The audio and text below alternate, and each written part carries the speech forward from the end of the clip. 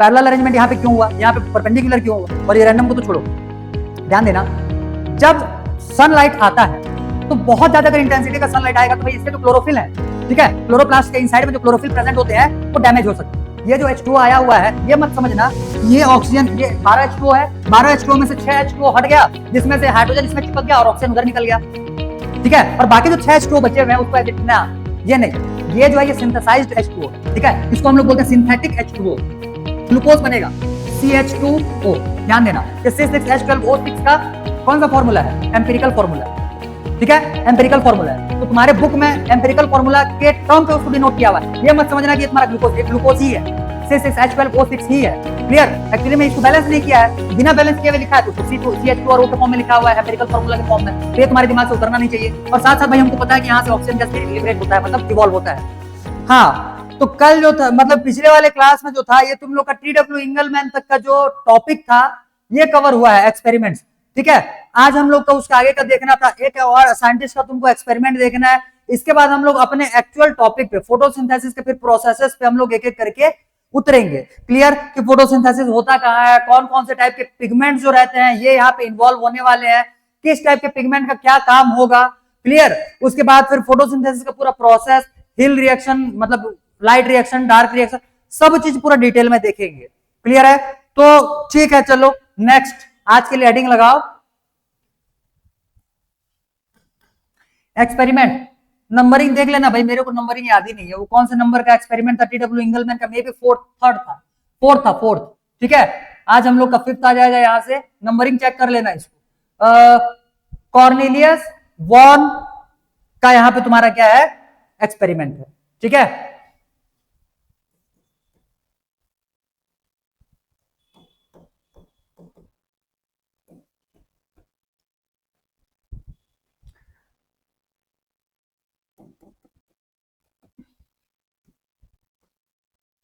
Cornelius Van Niel, क्या आ गया भाई,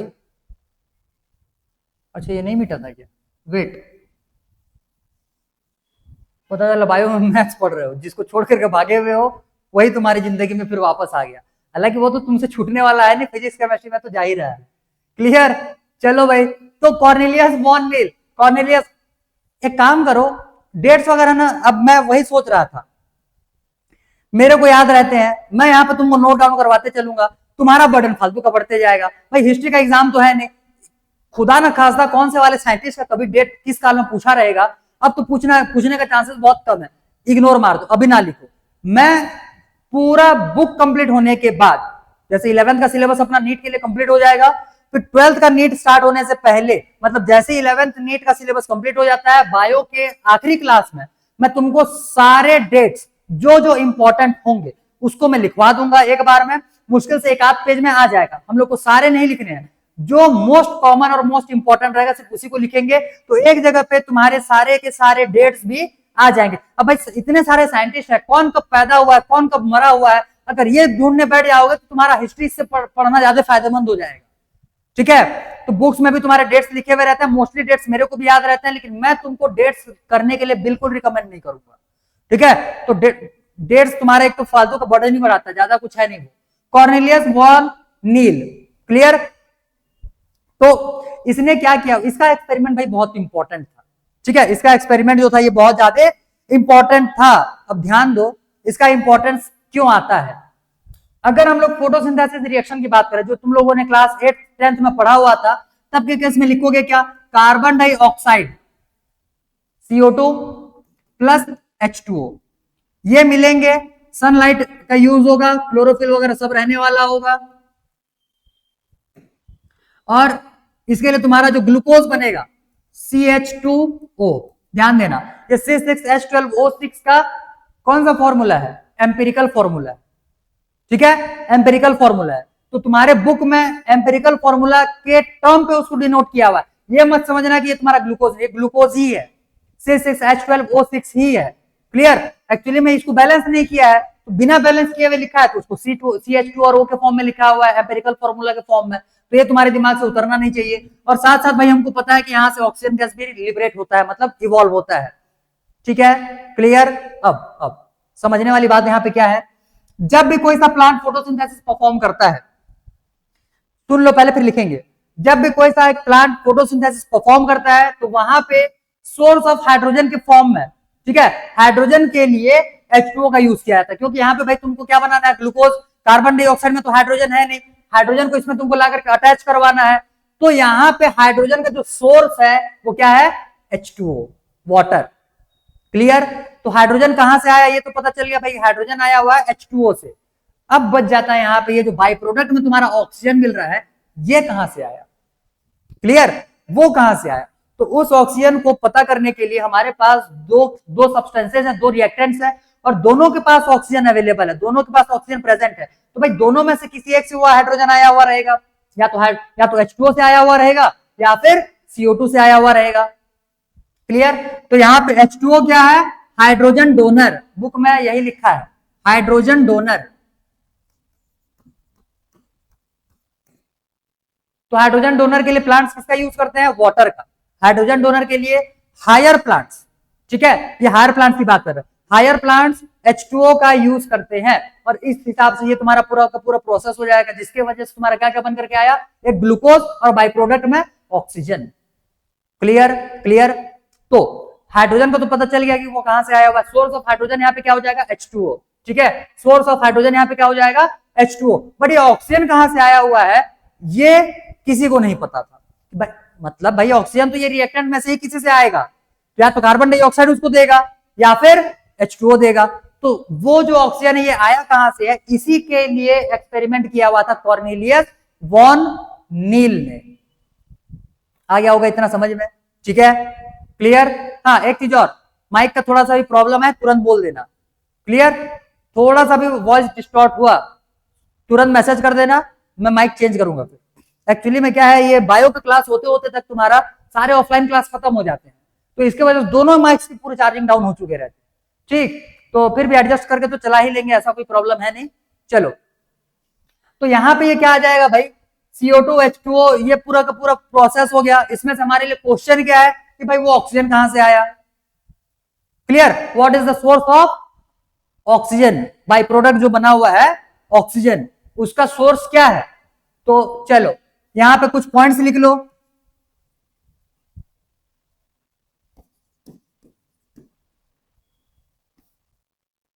during photosynthesis of higher plants,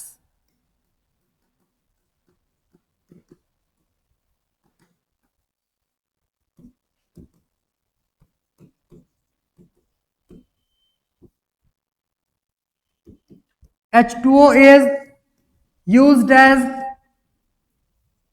donor of hydrogen.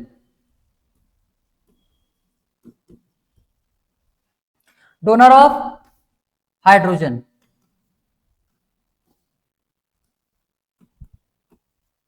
Donor of hydrogen, ठीक है। तो हाइड्रोजन के डोनर के फॉर्म में हम लोगों ने H2O को यूज किया हुआ है। ठीक, अब क्वेश्चन क्या है कि what is the source of O2। To explain ऐसे लिखो, टू डिटरमाइन लिखो, to determine the source of O2, Van Niel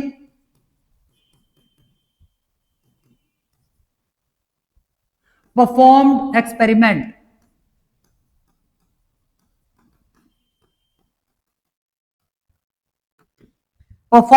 experiment with,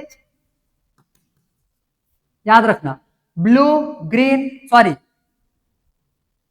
purple green है, purple green bacteria, purple green sulphur bacteria, blue green नहीं, purple green sulphur bacteria with purple green sulphur bacteria. ये bacteria जो रहते हैं ये भी क्या होता है, फोटोसिंथेटिक होते हैं। तो इसमें लिख सकते हो purple green photosynthetic sulphur bacteria. भाई उतना लंबा चौड़ा ना लिखो, यहीं पे लिखो फोटोसिंथेटिक होते हैं, सीधा सीधा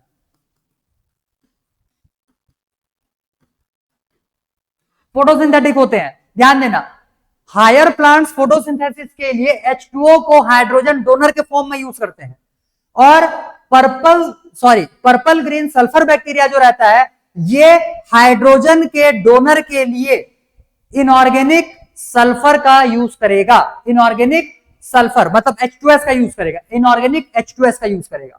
क्लियर? तो यहां पे क्या हो जाएगा, to determine the source of O2 von Niel perform experiment with purple green sulphur bacteria.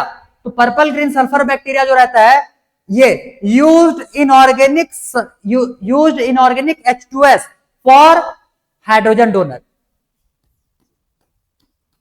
Use inorganic H2S for donor of hydrogen.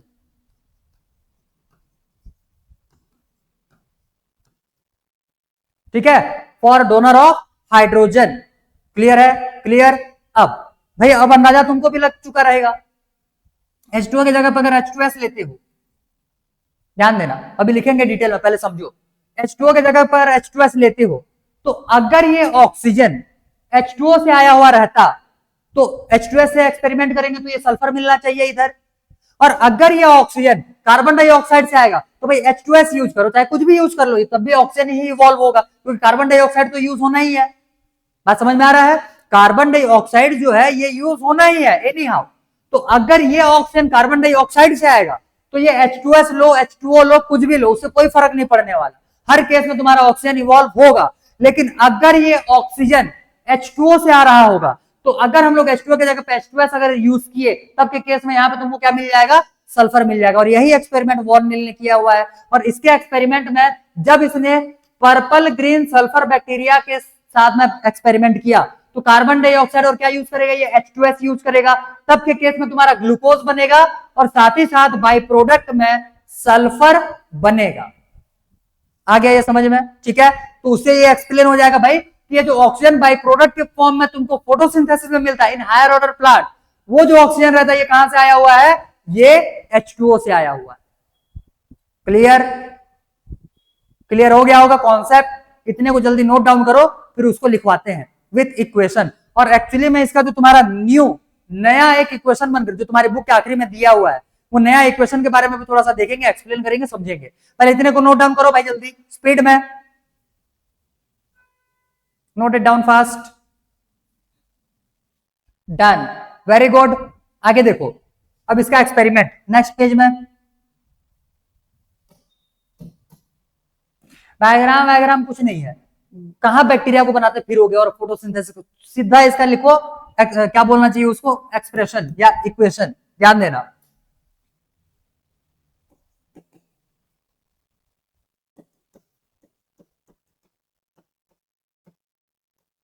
Experiment इसने किया क्या है, CO2 ले लिया भाई, एनवायरमेंट में तो CO2 है ही है, प्लस H2S गैस, H2S ले लिया। ये किसके लिए ले रहा है, पर्पल ग्रीन सल्फर बैक्टीरिया।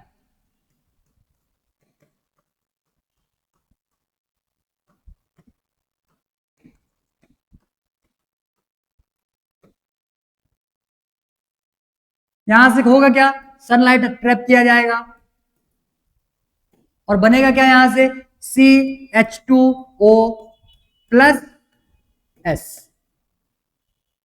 ठीक है, बाय प्रोडक्ट में यहां पे क्या मिल गया, सल्फर मिल गया। So this signifies that source of hydrogen is water, या this result that,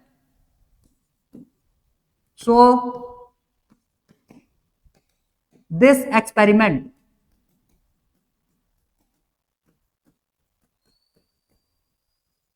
results that source of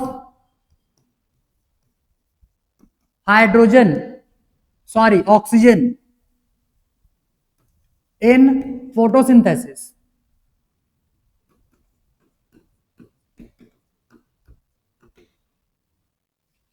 is water। ठीक है, ठीक है। आगे चल करके और भी बहुत रेडियो एक्टिव आइसोटोप्स का यूज करके भी बहुत सारे एक्सपेरिमेंट्स करवाए गए थे, तुम्हारे बुक में लिखा हुआ है। बता दें क्या हल्का फुल्का क्या होता है, हालांकि उसको 12th के सिलेबस में पूरा डिटेल में देखना है। रेडियो एक्टिविटी मतलब कि रेडियो एक्टिविटी जितने भी माइक्रोब्स के साथ में रिएक्शन किया जाता है, हल्का फुल्का तुमको इसके बारे में अच्छा खासा नॉलेज, मतलब ऊपर ऊपर से सरफेशियल नॉलेज जो है तुमको 12th के सिलेबस में मिलेगा। ठीक है, चलो फिर भी थोड़ा सा बता देंगे कि रेडियो एक्टिव जो इसमें किया जाता है, प्रोसेस कैसे किया जाता है। लिखो, इतने को लिखो, इसको लिखो जल्दी। अच्छा, इसका वो न्यू इक्वेशन, हाँ लिख रहा है वेट, न्यू इक्वेशन भी लिख लो। तो न्यू फॉर्म्ड इक्वेशन,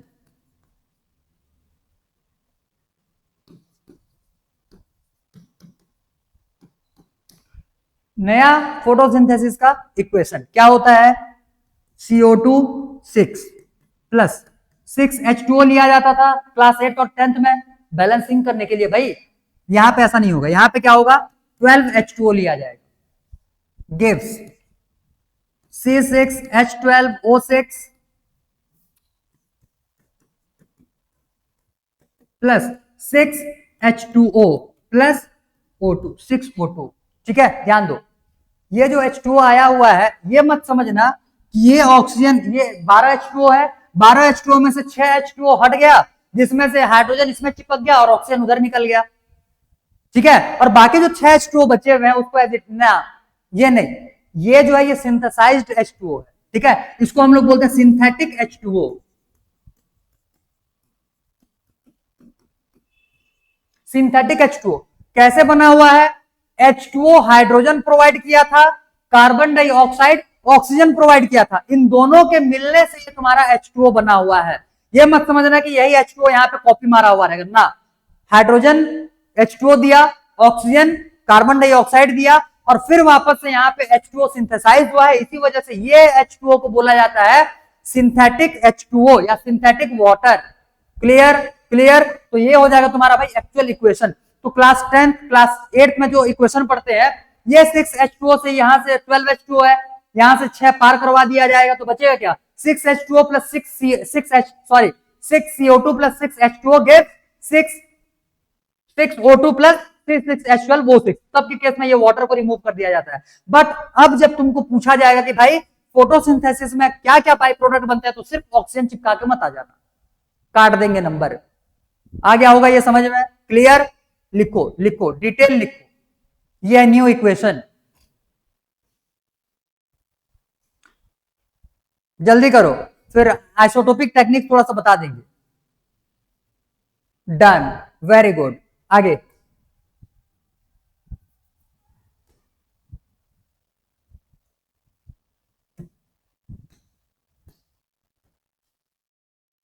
ऐसे लिखो, later on this result was proved bye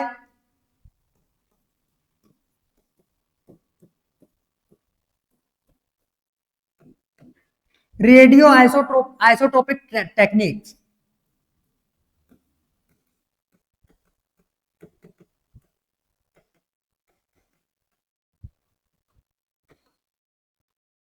radio isotopic techniques, clear clear. ध्यान देना, इसके लिए जो साइंटिस्ट थे, मे बी रूबेन समथिंग कुछ ऐसा नाम था, एग्जैक्ट मेरे को याद नहीं आ रहा अभी नाम, हालांकि अभी तो तुम्हारे लिए वो काम का भी नहीं है। ठीक है, रूबेन एंड कोई, मतलब कि इटॉल, इटॉल का मतलब जानते हो क्या, इटॉल, ETAL मतलब इटॉल, इटॉल का मतलब होता है कोवर्कर्स। ये हम लोग को मतलब बायो में 3 4 5 अलग अलग जगह पे देखने के लिए मिलेगा। ठीक है, तो कोवर्कर्स जो रहते हैं उनको बायो में इटॉल जोड़ दिया है। तुम लोग अगर पहले वाले चैप्टर्स पढ़ चुके रहोगे तो वहां पे ये वर्ड से तुम इंट्रोड्यूस हो चुके रहोगे, इटॉल, इटॉल, ET और AL, ET और AL, इटॉल ऐसे लिखा रहता है। इटॉल का मतलब होता है कोवर्कर्स। ठीक, पढ़ लियो, बहुत बढ़िया, नहीं पढ़े वो चिपका लो कहीं पे, क्योंकि आगे में ये यूज होगा फिर, इटॉल। आगे देखो, later on this result was proved bye radio isotopic technique. करना क्या है, हमारे पास है भाई H2O और एक लिया हुआ है हम लोगों ने CO2। क्लियर, इसमें मान लो ऑक्सीजन जो लेंगे ये रेडियो एक्टिव आइसोटोप लेंगे, तो यहाँ पे ऑक्सीजन हम लोगों ने 16 ना लेकर के कौन सा यूज कर लिया है, 18। और कार्बन डाइऑक्साइड में भाई ऑक्सीजन को 16 का 16 रहने दो।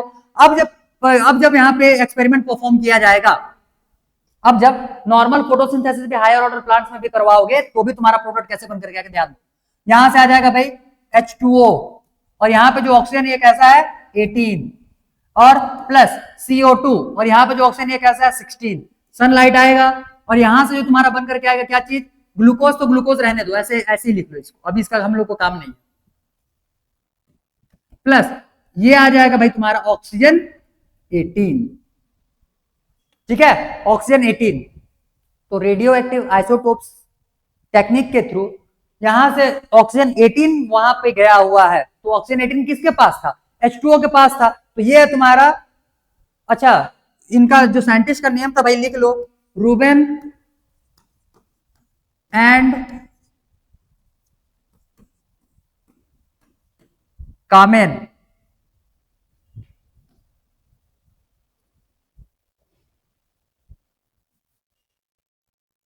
रूबेन एंड कामेन है, ठीक है, और अपने कोवर्कर के साथ विथ कोवर्कर्स, ठीक है, रूबेन एंड कामेन इटॉल लिखा रहता है,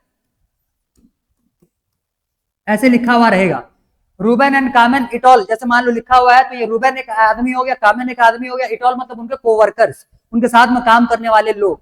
तो ये जो एक्सपेरिमेंट रेडियो एक्टिव आइसोटोप्स का जो परफॉर्म किया हुआ है ये इन्होंने किया था पहली बार, ठीक है। आगे बहुत सारे एक्सपेरिमेंट हुए, ऐसा नहीं कि खाली यही लोग आकर के एक्सपेरिमेंट करके निकल लिए हैं, और भी एक्सपेरिमेंट हुए, और फाइनली ये प्रूफ हो गया कि जो ऑक्सीजन है वो कहां से आया हुआ है, वाटर से आया हुआ है, क्लियर। तो ये होता है रेडियो एक्टिव आइसोटोप टेक्निक, जिसमें कि तुम्हारे रेडियो एक्टिव किसी भी एलिमेंट का यूज किया जाता है ताकि जो नया फॉर्म होकर के तुम्हारा आए उससे ये आइडेंटिफाई हो जाए कि वो जो भी तुम्हारा बाई प्रोडक्ट है उसका सोर्स था क्या। जब भी तुम्हारे लिए उस एक बाई प्रोडक्ट के नंबर ऑफ सोर्सेज दिख रहे होंगे तो कौन सा सोर्स उसका है ये आइडेंटिफाई करने के लिए रेडियो एक्टिव आइसोटोप्स का यूज किया जाता है, क्लियर। तो इसको लिखना चाहो तो लिख लो, ये मैं फिर बता दूं, ये नाम मुझे अचानक से याद आया हुआ है, 100% मैं भी श्योर नहीं हूं कि यही नाम है या नहीं है, तुम्हारे सिलेबस का पार्ट नहीं है, इतना इत्मीनान रखो, लिखना चाहो तो बाजू में लिख लो, अदरवाइज छोड़ना चाहो तो छोड़ दो, ठीक है, क्लियर। जितना भी इंफॉर्मेशन यहाँ पे तुमको मिला हुआ है लिखने के लिए लिख लो, मैंने पूरा डिटेल में लिखा नहीं है, ठीक है, ये हो जाएगा तुम्हारा, इसको लिख लो भाई, क्योंकि अभी थोड़ा मोड़ा दिमाग में रहेगा। तो 12th में मैंने तुमको जैसे पहले ही बता दिया, 12th में इसका भर भर करके यूज है, ठीक है। ऐसे मतलब कि बहुत सारी चीजों में हम लोग को बायोटेक्नोलॉजी जब हम लोग चालू करेंगे तो बायोटेक में हम लोग को बहुत सारी चीजों का फॉर्मेशन या जो चीज हम लोग ट्रांसफर करते हैं, तो ट्रांसफर जब किया गया रहता है तो उसका एक्चुअल सोर्स कौन सा है ये देखने के लिए हम लोग को रेडियो एक्टिव टेक्निक का यूज करना है, रेडियो आइसोटोप टेक्निक का यूज करना है, तो ये तुमको पता रहना चाहिए। हालांकि बहुत ज्यादा हैवी चीज तो है नहीं, शॉर्ट में जितना हो सके इसको लिख लो, डन, वेरी गुड। अब तो इतने में से तुम्हारे सारे के सारे एक्सपेरिमेंट्स हो गए कंप्लीट। अब हम लोग देखेंगे भाई कि where does the photosynthesis take place, मतलब साइट ऑफ फोटोसिंथेसिस कौन सा है, ठीक है। तो नेक्स्ट हेडिंग लगाओ, where does the photosynthesis take place.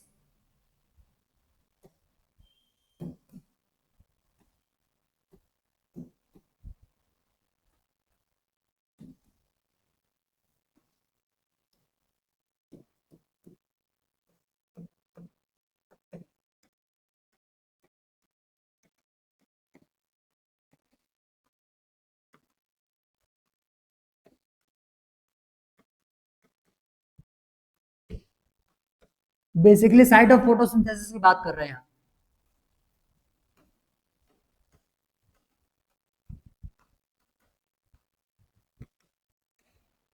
ठीक है। साइट ऑफ फोटोसिंथेसिस की बात किया जा रहा है कि एक्चुअली में ये फोटोसिंथेसिस होता कहां है।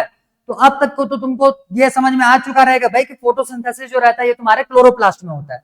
तो क्लोरोप्लास्ट के लिए पहले हम लोग को पहुंचना पड़ेगा क्लोरोप्लास्ट एक्चुअली में होता कहां है। तो ध्यान देना, किसी भी एक प्लांट के जितने भी ग्रीन पार्ट होते हैं, बेसिकली हम लोग लीफ ले लेते हैं यहाँ पे, क्लियर। तो लीफ ले लेते हैं, तो प्लांट का जो लीफ रहता है, लीफ में तुम्हारा एक स्पेशल टाइप का सेल मिलता है जिसको हम लोग बोलते हैं mesophyll cell, clear. Mesophyll cells जो रहते हैं ये कंटेन करते हैं क्लोरोप्लास्ट, सुन लो पहले फिर लिखेंगे। क्लोरोप्लास्ट, क्लोरोप्लास्ट जो रहते हैं ये तुम्हारा कंटेन करेंगे फोटोसिंथेटिक पिगमेंट्स, जिनको कि हम लोग क्लोरोफिल अभी के लिए देखने वाले हैं, और भी होते हैं फोटोसिंथेटिक पिगमेंट, एक ही क्लोरोफिल नहीं है, क्लियर। तो क्लोरोफिल के अलावा भी फोटोसिंथेटिक पिगमेंट्स होते हैं। क्लोरोप्लास्ट क्या कंटेन करेगा, फोटोसिंथेटिक पिगमेंट। फोटोसिंथेटिक पिगमेंट जो रहते हैं यही लाइट को ट्रैप करेंगे, और लाइट को ट्रैप करने के बाद फोटोसिंथेसिस को ये परफॉर्म करवाएंगे, क्लियर क्लियर, इतना समझ में आ गया रहेगा। चलो तो पहले इसको लिखो, क्या हो जाएगा यहां पे, शॉर्ट में लिखो, leaf contains mesophyll cell,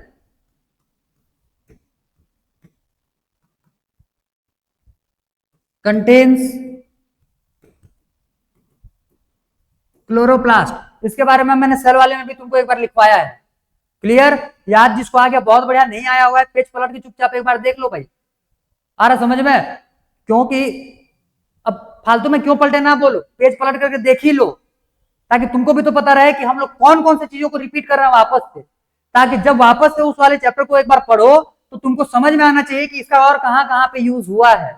clear, पीछे में चेक करो, mesophyll cells contains chloroplast,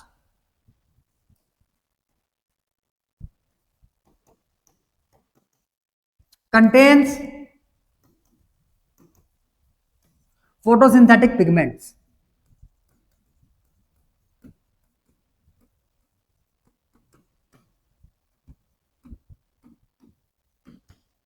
contains photosynthetic pigment।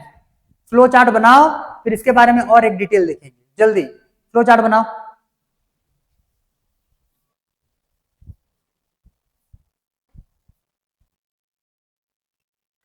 बनाओ बनाओ बनाओ, फ्लो चार्ट बनाओ फास्ट।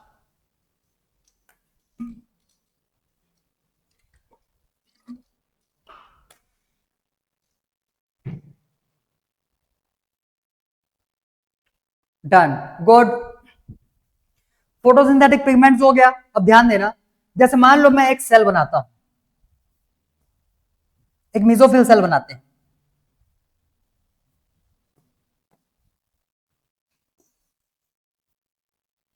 ये मान लो मेसोफिल सेल है। मेसोफिल सेल में कंटेन करेगा ये क्या चीज, लिखा है ना क्लोरोप्लास्ट, तो क्लोरोप्लास्ट ये कंटेन किया हुआ है, ध्यान देना।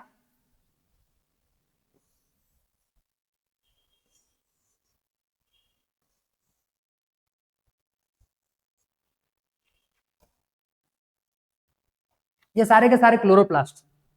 क्लियर। अब बुक में तुम्हारा एक और चीज लिखा हुआ है वहां पे कि ये जो क्लोरोप्लास्ट रहते हैं ये तुम्हारे स्पेसिफिक अलाइनमेंट में प्रेजेंट होते हैं। कहां पे बोलने से, मेसोफिल सेल्स में।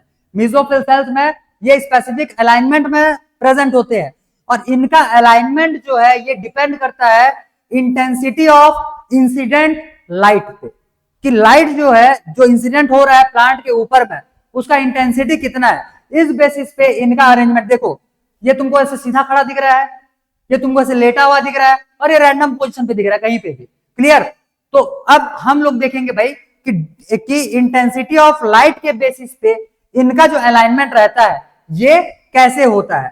तो ध्यान देना, मैं आगे वाले पेज में लिख रहा हूं, यहां पे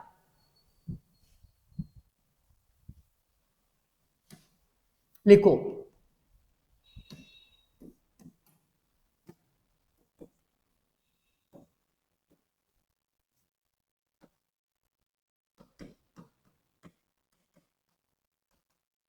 chloroplasts present inside mesophyll cell in specific alignment।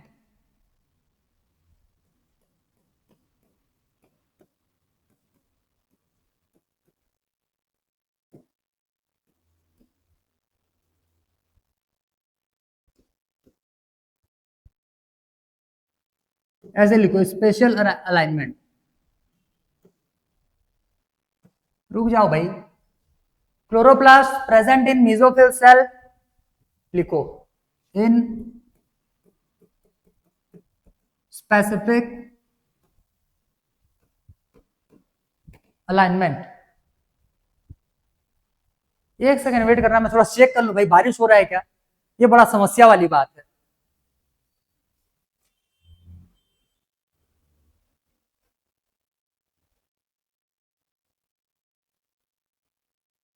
हाँ मुबारक हो, बारिश हो रहा है,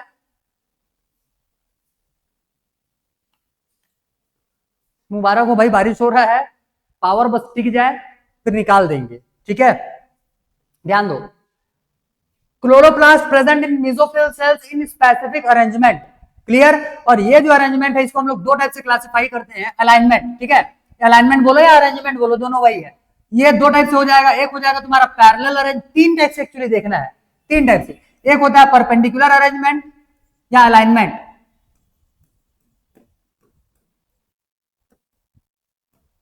एक हो जाएगा पैरेलल अरेंजमेंट,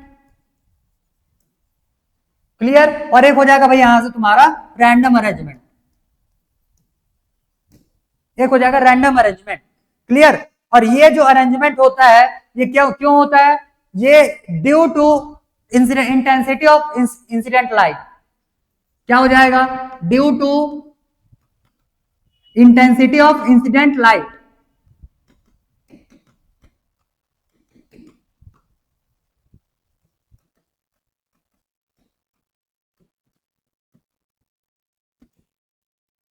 इंसिडेंट लाइट। अब ध्यान देना, मान लो मैं यहां पे तुम्हारा मेसोफिल सेल्स बनाया,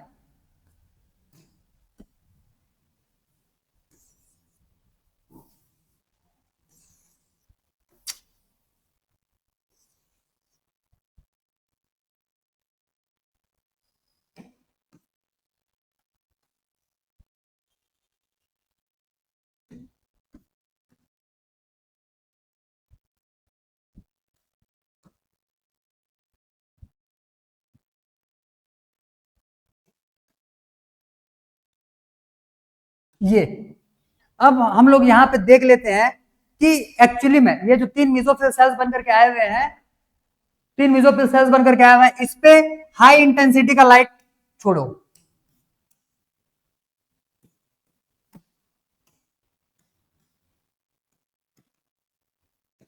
light with high intensity,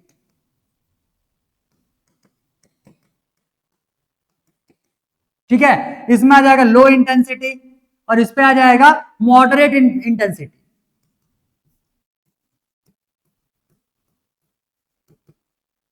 moderate intensity. ये डायग्राम बनाओ, एक सेकंड बस वेट करो, तब तक डायग्राम बनाते रहो जल्दी।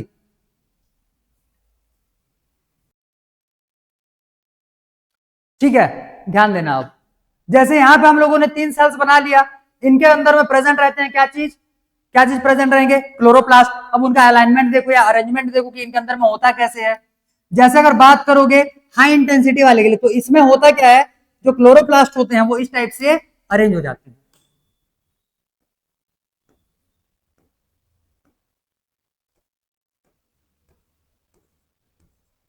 बुक में इंटेक्स्ट क्वेश्चन देकर के छोड़ दिया है कि इनका अरेंजमेंट जो है ये कैसा होता है, फाइंड आउट करने की कोशिश करो, तो यही है उसका, ध्यान दो। अब लाइट जो है ये भाई आ रहा है तुम्हारा ऊपर से नीचे,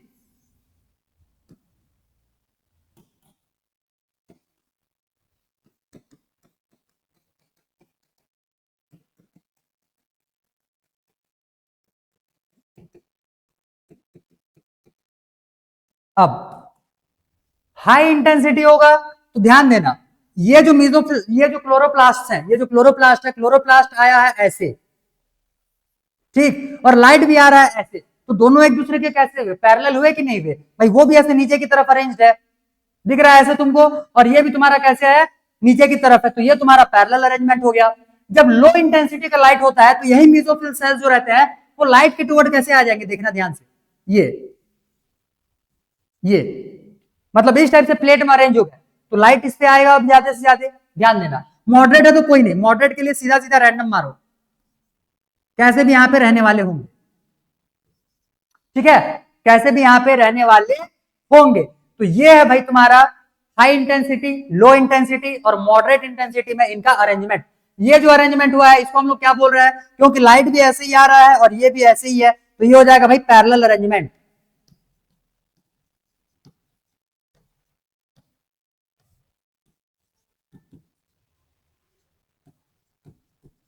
पैरेलल अरेंजमेंट बोलो, पैरेलल अलाइनमेंट बोलो, ये हो जाएगा। अब यहां पे ध्यान से देखो, ये है तुम्हारा क्लोरोप्लास्ट, लाइट आ रहा है इस टाइप से, तो प्लेट है ऐसे और लाइट आ रहा है ऐसे, प्लेट ऐसे अरेंज हुआ ना, और लाइट आ रहा है ऊपर से नीचे, तो ये कैसा अरेंजमेंट हो जाएगा, कैसा अलाइनमेंट हो जाएगा, परपेंडिकुलर। तो यहां पे लिखना परपेंडिकुलर अलाइनमेंट,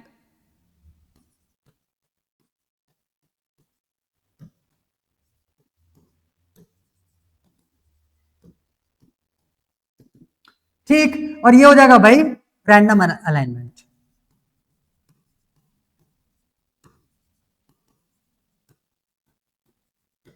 रैंडम अलाइनमेंट। अब थोड़ा सा क्वेश्चन समझो, पैरेलल अरेंजमेंट यहां पे क्यों हुआ, यहां पे परपेंडिकुलर क्यों हुआ, और ये रैंडम को तो छोड़ो।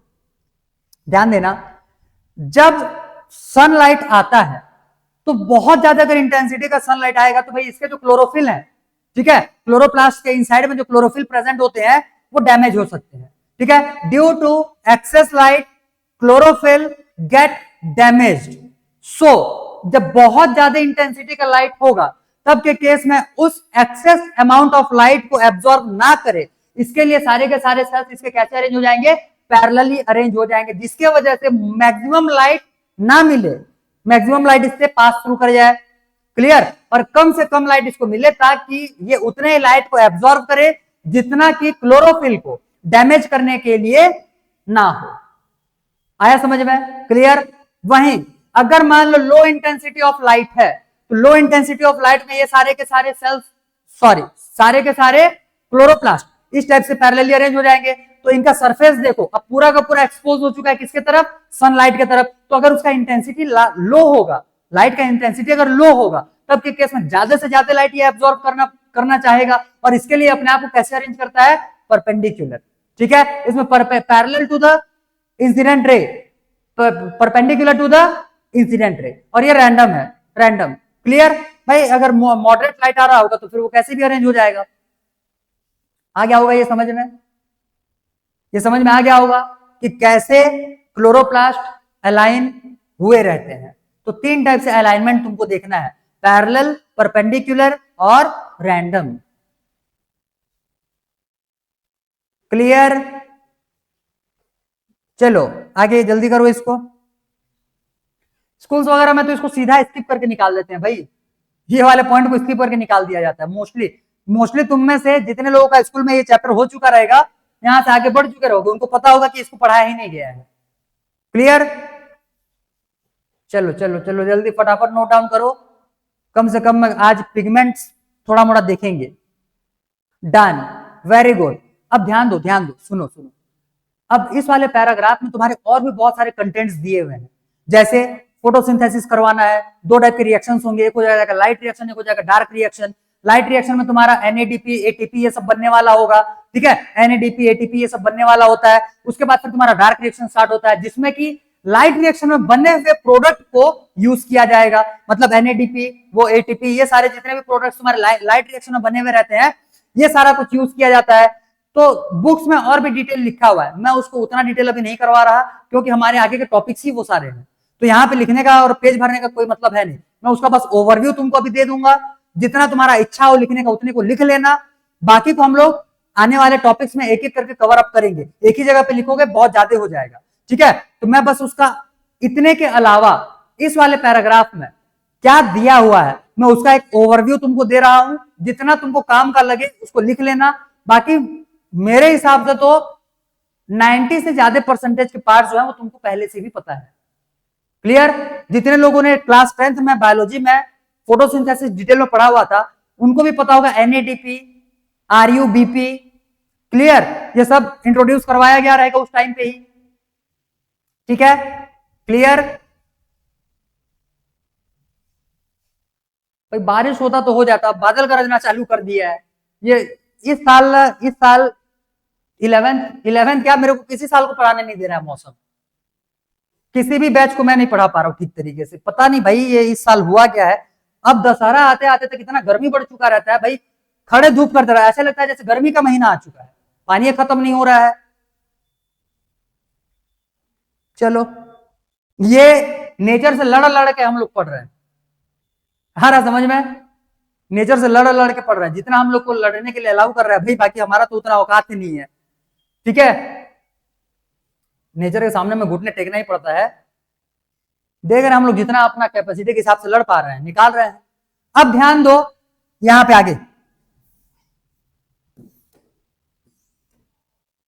आगे में क्या दिया हुआ है। फोटोसिंथेसिस बेसिकली तुम्हारे दो प्रोसेस से होता है, एक तो हम लोग बोलते हैं लाइट रिएक्शन, नाम तो इसके भत्तेरे हैं, भरे पड़े, आगे में लिखेंगे, जिनको जिनको 10th का याद है बहुत बढ़िया, नहीं याद है अभी ज्यादा बुद्धि ना लगाओ, जितना भी यहाँ पे लिखो, लिखने का कोशिश करोगे तो सिर्फ उतना ही लिखो, एक्सेस लिखोगे तुम्हारा ही बर्डन बढ़ेगा। लाइट रिएक्शन, और लाइट के कंपैरिजन में दूसरे को डार्क बोला जाता है। ऐसा नहीं है कि वो लाइट के एक्सेंट में होने वाला होगा ना। डार्क रिएक्शन जो है वो ध्यान देना, लाइट रिएक्शन जो रहता है ये डायरेक्टली ड्रिवन बाय लाइट होता है। ड्रिवन बाय मतलब कि डायरेक्टली इसमें लाइट इन्वॉल्व होगा, क्लियर। और इसके कंपैरिजन में यहाँ पे जो भी तुम्हारे प्रोडक्ट बन करके आएंगे वो सारे प्रोडक्ट का यूज हम लोग को फिर से डार्क रिएक्शन में, मतलब एक और रिएक्शन को कंटिन्यू करने में किया जाता है। तो वहां पे तुम्हारा लाइट जो है वो डायरेक्टली रिएक्शन को ड्राइव नहीं करेगा, मतलब वहां का जो रिएक्शन रहेगा वो directly not driven by light, but जो भी तुम्हारे लाइट रिएक्शन के प्रोडक्ट्स बने हुए रहते हैं उनका डायरेक्टली यूज करता है, ठीक है। तो क्योंकि यहाँ पे डायरेक्टली लाइट का यूज किया गया तो इसको हम लोग लाइट रिएक्शन बोल दिए। इसके कंपैरिजन में उसको हम लोग बोल सकते हैं डार्क रिएक्शन। बाकी इसी के पैराग्राफ के एंड लाइन में बकायदा एनसीईआरटी ने मेंशन किया हुआ है कि डार्क रिएक्शन का मतलब ये कभी भी मत समझना कि वो तुम्हारा रात में होता होगा या डार्क में होता होगा, ऐसा बिल्कुल नहीं है, क्लियर। डार्क रिएक्शन के लिए भी लाइट का यूज रिक्वायरमेंट, लाइट का रिक्वायरमेंट जरूरी है। बिना लाइट रिएक्शन के लाइट रिएक्शन नहीं होगा, बिना लाइट के लाइट रिएक्शन नहीं होगा, तो लाइट रिएक्शन के प्रोडक्ट नहीं बनेंगे तो डार्क रिएक्शन होगा ही नहीं, सीधी सी बात। इसका मतलब डार्क रिएक्शन को भी करवाने के लिए तुम्हारा लाइट का इंपॉर्टेंस उतना ही है जितना लाइट रिएक्शन को करवाने के लिए यहाँ पे है। लाइट रिएक्शन में तुम्हारा क्या क्या बनेगा, एक बनेगा भाई एटीपी और एक बनेगा एनएडीपी। ये है प्रोडक्ट ऑफ लाइट रिएक्शन, इनका ये है प्रोडक्ट्स, इसका यूज होगा यूटिलाइज इन डार्क रिएक्शन।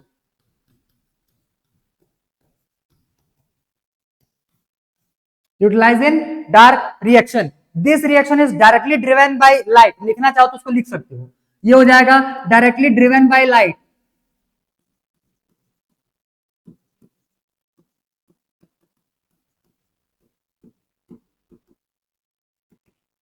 और ये क्या हो जाएगा, indirectly driven by light, clear, indirectly driven by light. तो इतने को नोट डाउन कर लो भाई, क्योंकि ये तुम्हारे बुक में दिया हुआ है तो तुमको ऐसा ना लगे कि हम लोग छोड़ के बढ़ रहे हैं, नहीं बिल्कुल छोड़ेंगे नहीं, इनके बारे में डिटेल देखना है, डिटेल देखना है। ये सिर्फ उतना ही कंटेंट लिखे हैं जो इस पैराग्राफ में दिया हुआ है, ठीक है।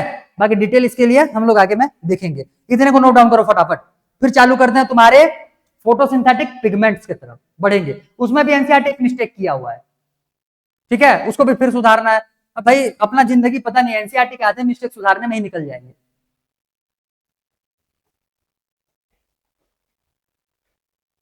और सबसे बड़ा कंफ्यूजन ये होता है, अभी तो उसका एक्चुअल नॉलेज जो है, मतलब एक्चुअल चीज जो है उसको लिखवा देंगे। अब नीट अगर वो आंसर ना लिया तो फिर हम लोग के लिए माथा पच्ची हो जाएगा, और नीट अगर एग्जैक्ट आंसर ले लिया और हम लोग अगर एनसीईआरटी के भरोसे में बैठे रहे तो फिर वो भी दिक्कत वाली बात है। मतलब एक तरफ कुआं दूसरे तरफ खाई वाला सिचुएशन आता है एनसीईआरटी के चक्कर में रहोगे, आ रहा समझ में। बट अपने को बैलेंस करना पड़ेगा एनी हाउ, क्योंकि ऑप्शन है ही नहीं ना भाई। ऑप्शन होता तो भाई निकाल लेते कोई दूसरा ऑप्शन, क्लियर। चलो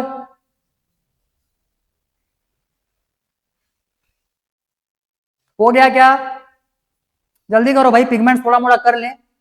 पावर लाइट भी जो है ये फ्लक्चुएट हो रहा है, पता नहीं कब दह जाए कब निपट जाए, अपना काम यहीं पे रुक जाएगा।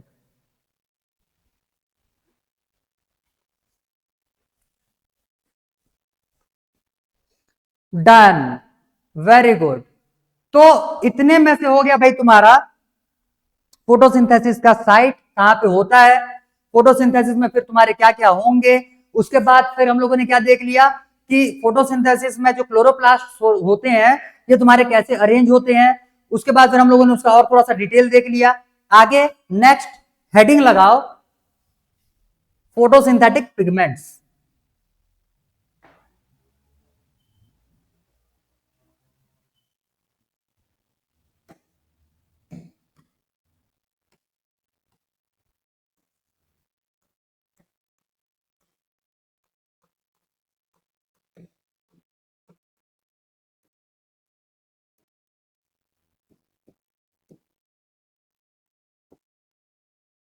फोटोसिंथेटिक पिगमेंट्स, बहुत ज्यादा डिटेल ये वाले पैराग्राफ, मतलब ये वाले टॉपिक को भी नहीं करने वाले, हालांकि ये भी तुम्हारा पूरा एक पेज भर करके दिया हुआ है, लेकिन यहाँ पे नहीं देखेंगे हम लोग। इसके बारे में भी उतने ही इंपॉर्टेंट कंटेंट्स देखेंगे जो हमारे अभी आगे आने वाले टॉपिक के लिए यूज होने वाले हैं। और जो आगे में और देखने के लिए नहीं मिलने वाले होंगे। क्लियर?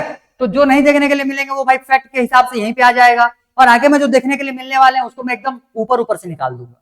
ठीक है, बहुत ही ऊपर ऊपर से निकाल दूंगा। देखना ध्यान से। फोटोसिंथेटिक पिगमेंट्स, बेसिकली हम लोग यहाँ पे 3 टाइप के फोटोसिंथेटिक पिगमेंट से डील करते हैं। ठीक है, तो यहाँ पे लिख लेना 3 टाइप्स।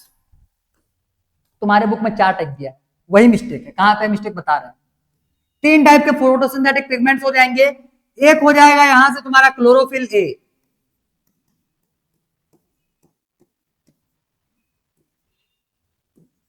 इसको शॉर्ट में CHLA भी लिखा जाता है। आगे में मैं भाई तुमको तो पता ही है कि इतना बड़ा लंबा चौड़ा नाम लिखने के लिए मेरे को कितना आलस आता है, तो आगे में मैं चुपचाप CHL लिख दूंगा। CHLA मतलब समझ लेना कि ये क्या है तुम्हारा क्लोरोफिल ए। इसके बाद आ जाएगा यहां से क्लोरोफिल बी।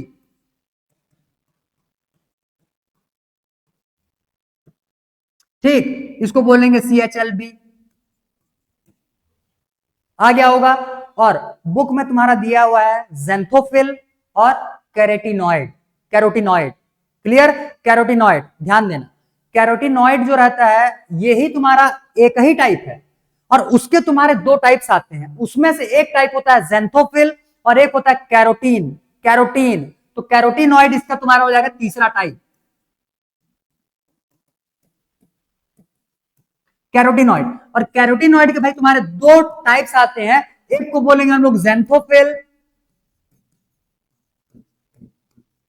और एक को बोलेंगे हम लोग कैरोटीन। बुक में ये नहीं दिया हुआ है, और इन दोनों को तुम्हारा टाइप बना करके दे दिया है। बात समझ में आ रहा है? इन दोनों का टाइप बना करके तुम्हारे में दे दिया, जबकि बुक में कैरोटिनॉइड ना देकर के क्या देना चाहिए था? कैरोटीन देना चाहिए था। वहां पे कैरोटीन आएगा, या तो भाई इन दोनों को रिमूव कर देता और सीधा सीधा कैरोटिनॉइड दे देता अकेले। क्लियर? तो वो वहां पे एक मिस्टेक है, मार दो अंडरलाइन उस पर रेड कलर पे। ठीक है, ताकि एग्जाम में सबसे पहले वो आंख में झूलना चालू।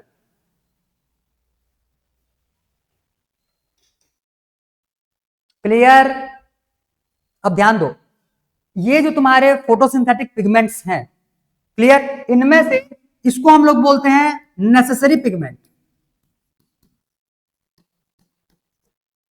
क्लियर? और ये जो हैं ये सारे के सारे हो जाएंगे तुम्हारे एसेसरी पिगमेंट्स।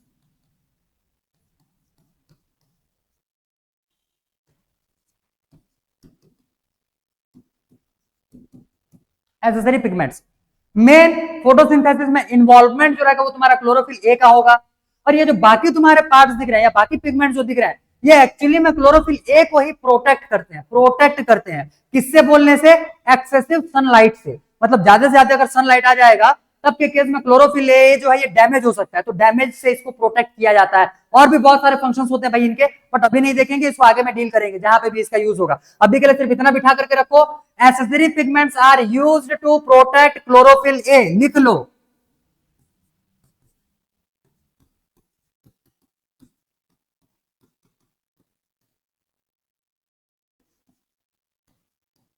एक और लिखवा देते हैं, बाकी देखेंगे आगे।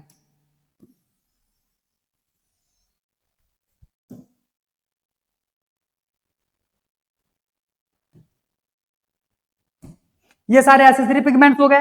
एक था यूज्ड टू प्रोटेक्ट क्लोरोफिल ए, पहला चीज। दूसरा, पिगमेंट्स का क्या काम होता है? लाइट को ट्रैप करना। क्लोरोफिल ए अपने से जितना लाइट उसको ट्रैप करना है वो करेगा ही करेगा।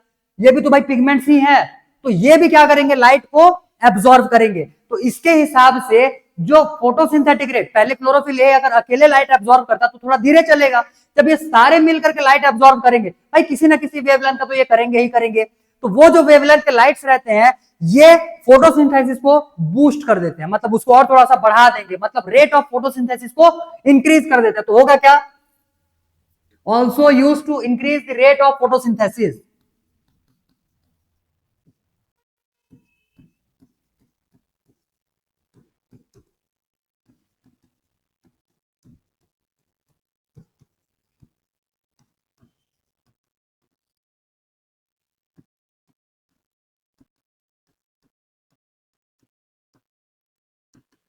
Also used to increase the rate of photosynthesis by trapping of light.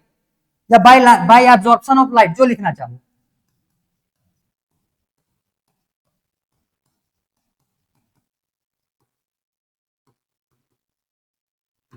Bye absorption of light, एक और फैक्ट, उसके बाद फिर क्लास एंड करेंगे। ध्यान दो, ये जो क्लोरोफिल्स तुमको दिख रहा है या कैरोटीनॉइड जो दिख रहा है यहाँ पे, इनके बुक में कलर दिया हुआ है, ठीक है। क्रोमेटोग्राम जो रहता है वो एक टेक्निक, मतलब कि एक तुम्हारा टेक्निक ही है, समझ लो, जिसमें कि कलर्स हम लोग को आइडेंटिफाई करना होता है। क्या टेक्निक है वो भी भूल जाओ, ऐसे समझो। थोड़ा सा इंट्रो बता दे रहा हूं। जैसे मान लो ये तुम्हारा क्लॉथ है, ठीक, chlorophyll A, chlorophyll B, chlorophyll, ये जहां जहां पे प्रेजेंट होता है सबको ला करके पूरा निचोड़ करके उसको पूरा पेस्ट बना दो, लिक्विड बना दो। उस लिक्विड को जब इस व्हाइट कलर के गमछे के ऊपर में जब डालोगे तो उसका जो भी कलर रहेगा वो इस पे रिटेन हो जाएगा। बस उसी से पता चलता है भाई किसका कलर कौन सा है, इतना बस दिमाग में बिठाओ। बाकी एक्चुअल मेथड तो दूसरा है, और वो भी थोड़ा सा कॉम्प्लिकेटेड, मतलब कि थोड़ा सा केमिकल प्रोसेस के साथ होता है। मैंने तुमको एकदम सिंपल लैंग्वेज में बताया हुआ है। तो क्रोमेटोग्राम जो है ये तुम्हारे कौन से कलर का सब्सटेंस होगा ये आइडेंटिफाई करने के लिए यूज किया जाता है।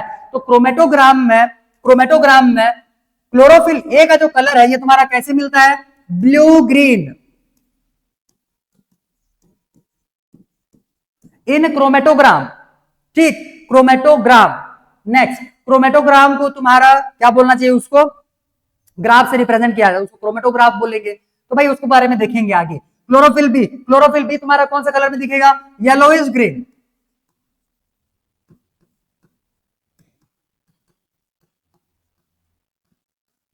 क्लियर। ज़ैंथोफिल जो रहेगा भाई ये तुम्हारा येलो कलर में आ जाएगा।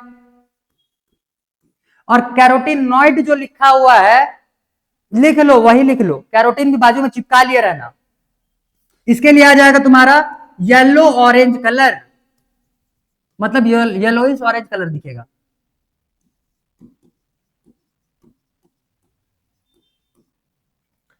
कलर याद रखना भाई, किसका कलर क्या है, ऑब्जेक्टिव में ठोक देगा या फिर मैच दी कॉलम करके ठोक देगा।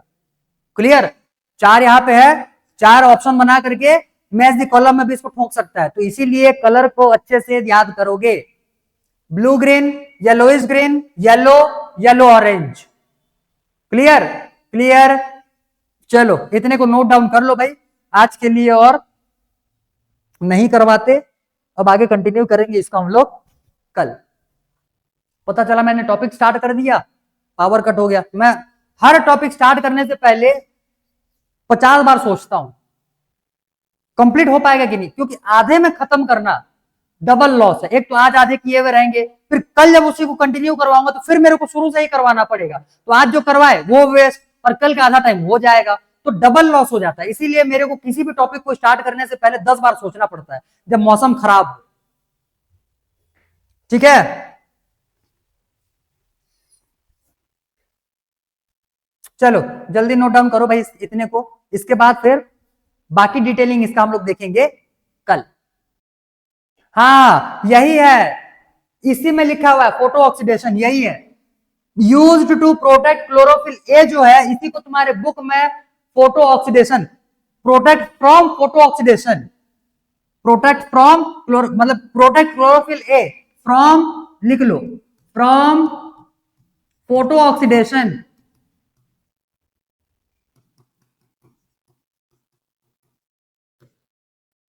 ठीक, फोटो ऑक्सीडेशन से ये प्रिवेंट करेगा। फोटो ऑक्सीडेशन में होगा क्या, एक्सेस अमाउंट पे लाइट मिलेगा, क्लोरोफिल ए जो है ये डैमेज हो जाएगा, जिससे प्रोटेक्ट करने का काम ये सब। अब भाई क्लोरोफिल ए बीच में ले लो, बाकी को उसके सराउंडिंग में ले लो, तो ज्यादा से ज्यादा सनलाइट वही ना झेल रहे हैं।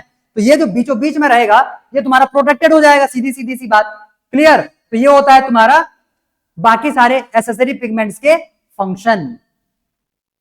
क्लियर हो गया होगा इतना। चलो तो इतने को थोड़ा मोड़ा जितना हो सके रिवीजन करके बैठना कल के क्लास के लिए। तो आगे की क्लासेस जो है वो तुम्हारे और इजी और स्मूथली चलते हुए चलेंगे, अदरवाइज धीरे धीरे बर्डन बढ़ेगा, मैं पहले ही बता दूं।